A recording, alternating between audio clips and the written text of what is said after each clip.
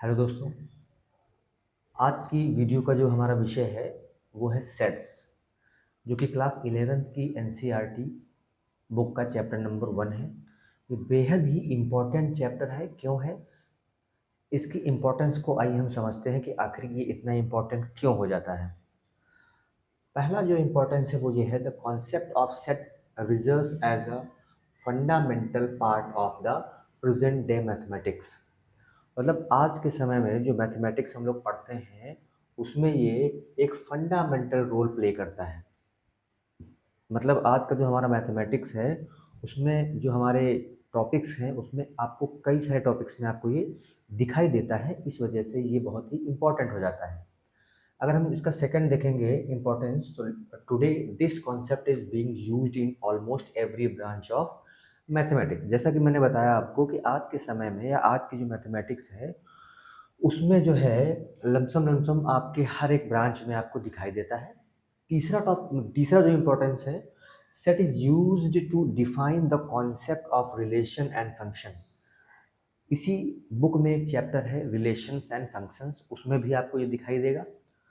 Next जो बात है वो है the study of geometry, sequences, probability etcetera requires the knowledge of sets. ये जो आप टॉपिक्स देख रहे हैं, अगर आपको इनको अच्छे से समझना है तो फिर आपको सेट्स के बारे में नॉलेज होनी चाहिए, आपको सेट्स के बारे में पता होना चाहिए। तो ये जो है सेट पढ़ने का हमारा फ़ायदा होगा। तो ये जो है इम्पोर्टेंस हुआ सेट्स का कि आखिर हम सेट्स को क्यों पढ़ें।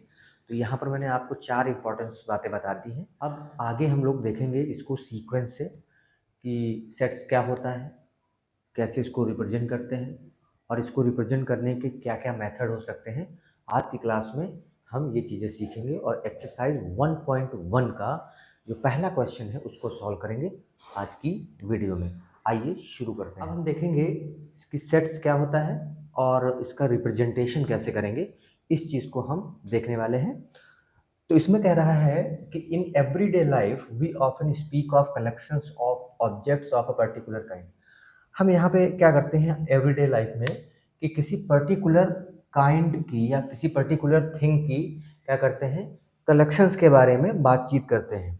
ठीक है ना? जैसे वो कलेक्शंस क्या हो सकते हैं, such as a pack of cards. जो आप कार्ड्स खेलते हैं उनका पैक, पैक का मतलब होता है ग्रुप। मतलब उनको जब एक साथ में हम रखेंगे, जिसको आप ताश का जो गड्डी बोलते हो, ताश की गड्डी, तो उसको हम क्या बोलते हैं, अ पैक ऑफ कार्ड्स बोलते हैं।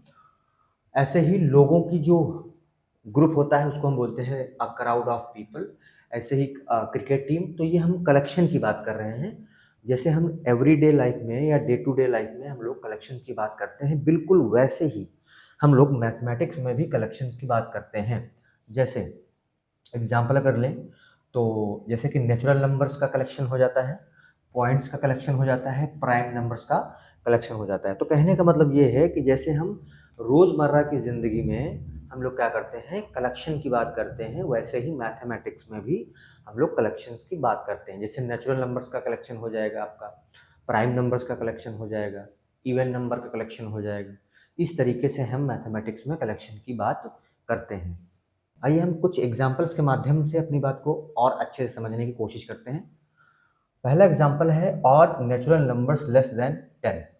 यहाँ पे जो कलेक्शन है वो ऑड नेचुरल नंबर्स का है। ऑड नेचुरल नंबर्स में क्या आएगा, 1 3 5 7 9। तो हमें 9 तक ही लिखना है क्योंकि हमें 10 से लेस देन जो हमारे नेचुरल नंबर्स होंगे, मतलब 10 से जो कम नेचुरल नंबर्स होंगे या 10 से जो छोटे नेचुरल नंबर्स होंगे, ऑड नेचुरल नंबर्स, उनको हमें यहाँ पे लिखना है। इसी तरीके से द रिवर्स ऑफ इंडिया, अगर इंडिया की रिवर्स की बात करोगे तो इंडिया में कौन कौन सी रिवर्स हैं, गंगा, यमुना, ब्रह्मपुत्र, गोदावरी, कावेरी, गोमती, ये बहुत सारी नदियां हैं। तो हम इनमें जो कलेक्शन लेंगे, उनमें हम जो हमारा कलेक्शन होगा उनमें हम भारत की नदियों को लेंगे, किसी दूसरे देश की नदियों को नहीं लेंगे। इस बात को ध्यान रखेंगे। अगला है the vowel of English alphabet. English alphabet में जो वॉवेल होंगे वो ए ई आई ओ यू होते हैं। मतलब जो भी वॉवेल्स होंगे, जितने भी वॉवेल्स होंगे, तो हमारे पास में टोटल 5 वॉवेल्स होते हैं, ए ई आई ओ you, A E I O you. तो इन्हीं का कलेक्शन हम लेंगे। यही हमारा क्या होगा, यही हमारा कलेक्शन ऑफ वॉवेल्स हो जाएगा। इसके बाद में अगला है प्राइम फैक्टर्स ऑफ 210। अगर हम 210 का प्राइम फैक्टर निकालेंगे तो आएगा 2, 3, 5, 7। इनके अलावा कोई भी नंबर इसका प्राइम फैक्टर नहीं होगा। अब अगर हमने इस बात को गहराई से अगर समझ लिया है तो इससे एक निष्कर्ष ये निकलेगा कि जो भी हमारा यहाँ पर कलेक्शन दिखाई दे रहा है वो क्या है, वो एक पर्टिकुलर थिंग है। मतलब एक इसमें जो आप एग्जांपल देख रहे हैं वो एक पर्टिकुलर थिंग आपको दिखाई दे रही है। पर्टिकुलर थिंग का मतलब होता है, जैसे यहाँ पे मैंने ऑड नेचुरल नंबर लिया था जो कि 10 से लेस देन थे, 10 से छोटे थे, तो यहाँ पर मैंने पर्टिकुलर थिंग ली। पर्टिकुलर थिंग का मतलब ये है कि ये जो ग्रुप आप देख रहे हो इसमें आपको ऑड नेचुरल नंबर ही दिखाई देंगे जो कि 10 से छोटे होंगे। इसके अलावा आपको इसमें कुछ और चीज़ नहीं दिखाई देगी। अगर कोई और चीज़ दिखाई दे रही होती तो ये कलेक्शन नहीं होता। एक ही जैसी चीज़ों का जो कलेक्शन होता है या एक ही जैसे चीज़ों के क्वालिटी का जो कलेक्शन होता है वही हमारा क्या होता है, सेट होता है। यहाँ से हमें धीरे धीरे इस बात का ज्ञान या इस बात की नॉलेज होती जा रही है कि जो चीज़ें होती होंगी कलेक्शन में वो पर्टिकुलर थिंग होंगी, मतलब एक ही जैसी उनके अंदर खूबी होगी, एक ही जैसी उनके अंदर क्वालिटी होगी। अगर अगला एग्जांपल फिर देखें हम, प्राइम फैक्टर्स ऑफ 210। 210 के अगर आप प्राइम फैक्टर निकालोगे तो 2, 3, 5, 7 आएगा। इसके अलावा ये किसी भी नंबर से नहीं डिवाइड होगा। इसका मतलब ये है कि ये जो नंबर आप देख रहे हैं वो आपका क्या है, पर्टिकुलर थिंग है। अगर पर्टिकुलर थिंग है तो ये कलेक्शन हो जाएगा। कलेक्शन होता ही एक ही जैसी चीज़ों का होता है। कलेक्शन एक ही जैसी चीज़ों का होता ही है। अगर उसमें कोई दूसरे गुण वाली या दूसरी क्वालिटी वाली चीज़ अगर उसमें आ गई है तो वो कलेक्शन नहीं होगा। तो इससे हम लोगों ने एक निष्कर्ष निकाला है, एक कंक्लूजन निकला है कि जो ये हमारे पास में जो एग्जाम्पल हमने लिए हैं, above examples are well defined collection of object. ये जो ऊपर आपने एग्जाम्पल देखे हैं वो वेल डिफाइंड कलेक्शन है। किसका किसका कलेक्शन है, ऑब्जेक्ट्स का। जो ऑब्जेक्ट्स हमने लिए हैं वो वेल डिफाइंड है। यहाँ पर जो वेल डिफाइंड है इसका मतलब ये है कि मैंने अभी जो बात बताई है कि एक ही जैसी चीज़ों को हम एक ग्रुप में रखते हैं, तो अगर उसमें कोई दूसरी चीज़ आ गई तो फिर वो वेल डिफाइंड नहीं होगा। आई होप आपको ये बात समझ में जरूर आई होगी। कुछ और एग्जांपल्स लेते हैं जिससे कि बात आपको और अच्छे से समझ में आए। कहीं पर भी आपको अगर लिखा दिखाई दे रहा है कैपिटल एन, सेट के अंदर कभी कहीं पर भी आपको कैपिटल एन लिखा दिखाई दे रहा है तो इसका मतलब ये है कि वो किसकी बात कर रहा है, जितने भी नेचुरल नंबर्स हैं उनकी बात कर रहा है। The set of all natural numbers. तो जो जो एन होता है वो किसका सेट होता है, ऑल द नेचुरल नंबर। मतलब ये जो एन सेट होगा इसमें क्या होगा, जितने भी नेचुरल नंबर्स होंगे वो। अगर आपको कैपिटल जेड लिखा दिखाई दे रहा है तो इसका मतलब ये है, ये क्या है, the set of all integers. ये क्या है, सेट है। कैपिटल जो जेड लिखा दिखाई दे रहा है वो एक सेट होगा जिसमें क्या होगा, ऑल इंटीजर्स होंगे। आई होप आपको natural number, integers, rational number सब पता होगा क्योंकि ये 9th क्लास की बात है। अगला देखेंगे क्यू। क्यू कहीं पर लिखा दिखाई दे तो इसका मतलब है the set of all rational numbers. Q का मतलब होता है रेशनल नंबर। तो जो क्यू होगा वो सेट होगा किसका, जितने भी रेशनल नंबर्स होते हैं जिनको पी वाई क्यू के फॉर्म में लिख सकते हो उनका ये क्या होगा, सेट होगा।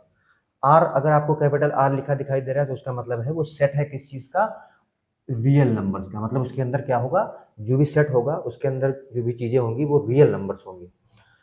जेड के ऊपर अगर प्लस लिखा दिखाई दे, वैसे तो जेड क्या होता है, रियल नंबर्स। अगर जेड के ऊपर प्लस लिखा दिखाई देता है तो वो पॉजिटिव रियल नंबर्स का सेट होगा। तो the set of positive, sorry, जो जेड प्लस है वो क्या होता है, the set of positive integers होता है।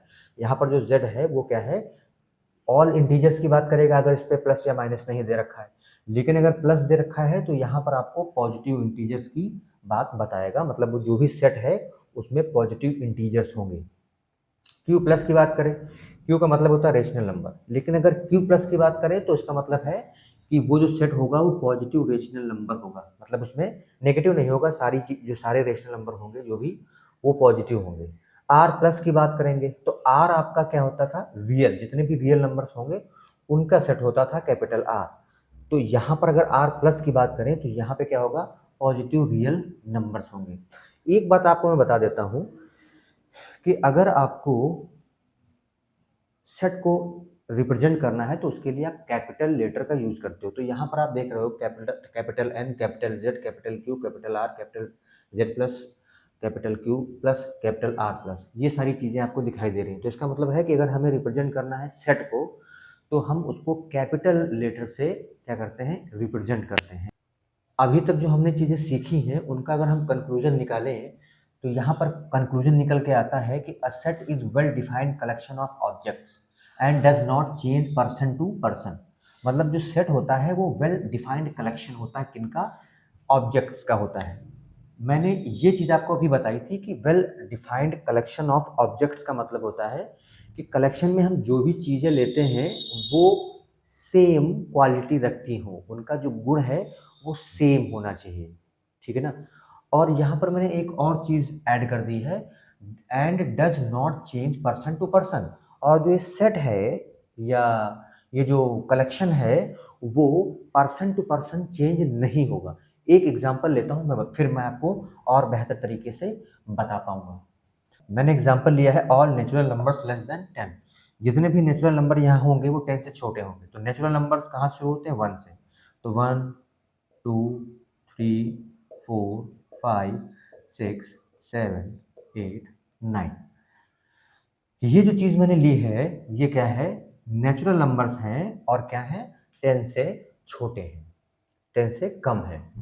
तो ये हमारा जो कलेक्शन है वो वेल डिफाइंड है। यहाँ पे हर एक नंबर की अपनी क्या है, सेम प्रॉपर्टी है, सेम गुण है। क्या गुण है कि जितने भी नंबर मैंने लिखे हैं ये सब क्या है, नेचुरल नंबर है। तो ये जो आप नंबर देख रहे हो ये जो है well defined collection of objects होगा। उसके बाद मैंने बताया था do not change person to person. अब ये जो है पर्सन टू पर्सन चेंज नहीं हो गए। जैसे मान लो अगर राम को बताना हो, राम को बताना हो all natural numbers less than 10, तो वो भी यही बताएगा। अगर सोहन को बताना है तो सोहन भी यही कलेक्शन बताएगा।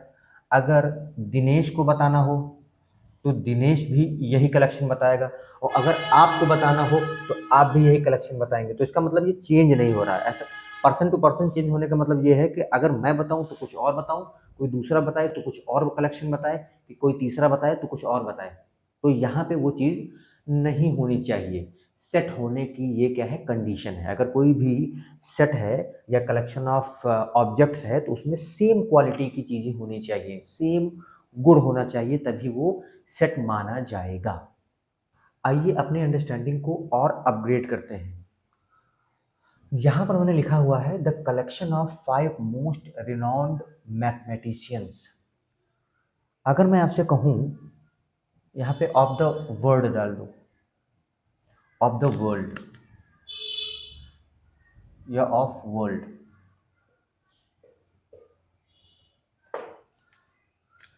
तो अगर मैं यहाँ पे आपसे कहूँ the collection of 5 most renowned mathematicians of world, मतलब दुनिया के 5 सबसे प्रसिद्ध जो मैथमेटिशियन है, अगर उनका कलेक्शन आपसे पूछा जाए कि वेल डिफाइंड है या नहीं है, तो आपका आंसर क्या होगा।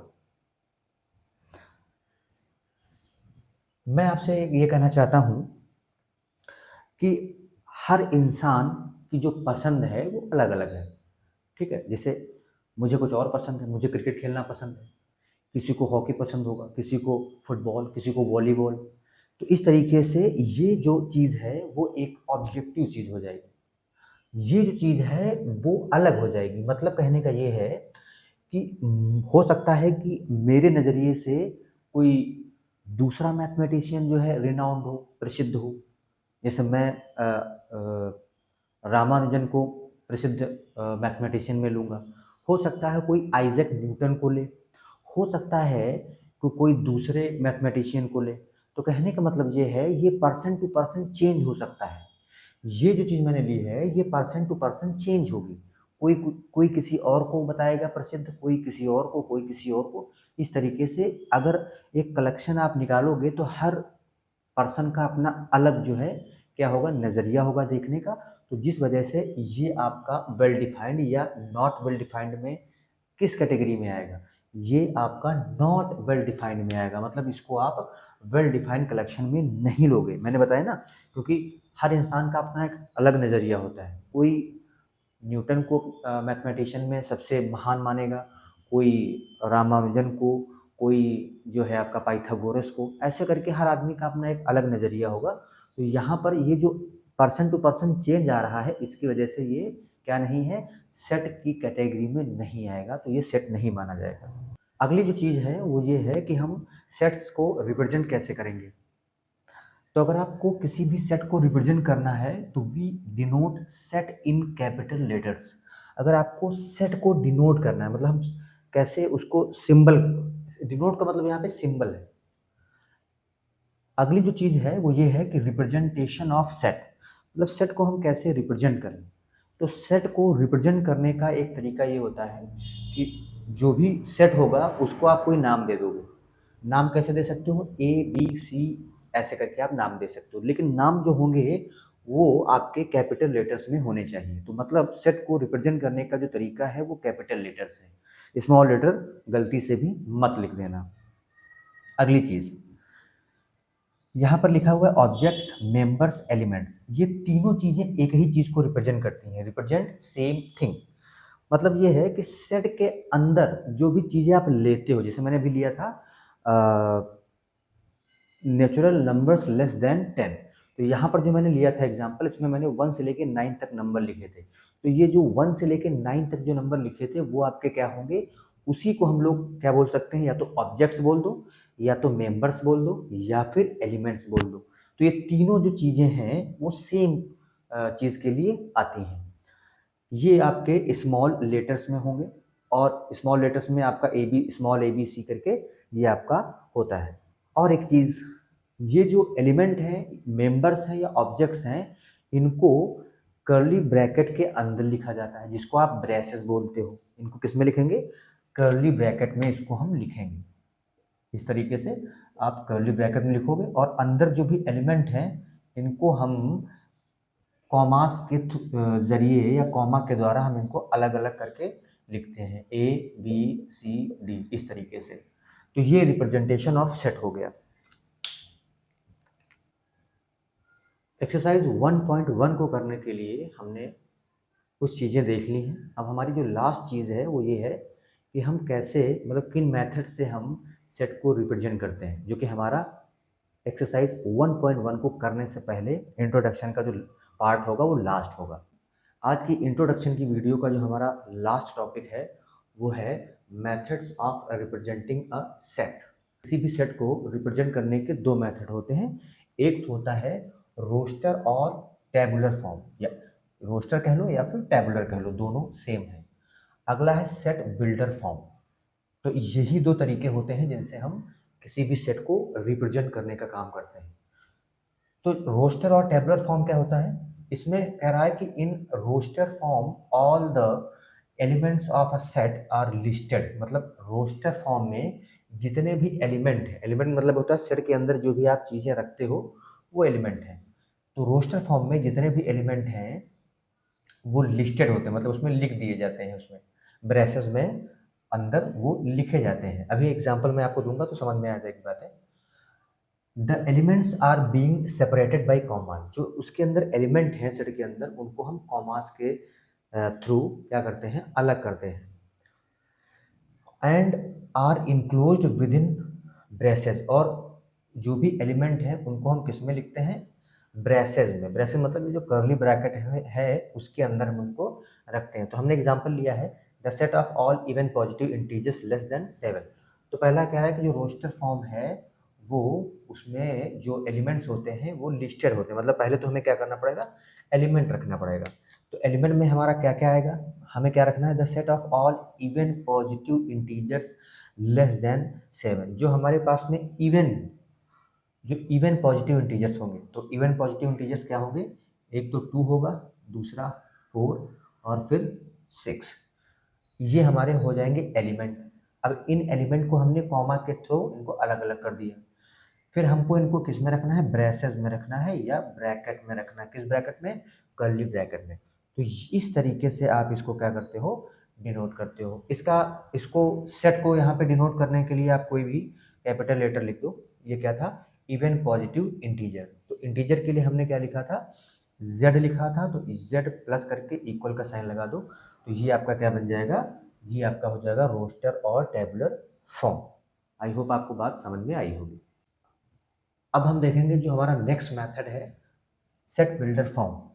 इसमें क्या है, in set builder form all the elements of a set possess a single common property. मतलब कहने का ये है कि सेट बिल्डर फॉर्म में जितने भी एलिमेंट हैं उनकी जो प्रॉपर्टी होगी वो सेम होगी, मतलब वो अलग नहीं होगी, डिफरेंट नहीं होगी। इसको लिखने का तरीका क्या है, मतलब इसका सिंपल से अगर हम देखें तो इसके पहले जो हमने देखा था उसमें हम लोग क्या करते थे, हम ब्रेसेस में क्या कर देते थे, एलिमेंट्स को कॉमा के थ्रू सेपरेट करके लिख देते थे। यहाँ पर लिखना नहीं है बल्कि उसके प्रॉपर्टी को लिखना है। यहाँ पे हमें ब्रेसेस में हमें एलिमेंट नहीं लिखने होंगे, यहाँ पर हम उसकी प्रॉपर्टी को लिखेंगे। जैसे मैंने लिखा a equals to x such that, ये जो कॉलन है इसका मतलब होता है सच दैट x, इसको पढ़ेंगे x such that x is a natural number and 3 is less than x and x is less than 10। तो यहाँ इन इक्वलिटी का साइन बना हुआ है। इसको पढ़ेंगे कैसे, इसको पढ़ेंगे the set of all x such that, इसको पढ़ेंगे the set of all x such that x is a natural number and x lies between 3 and 10।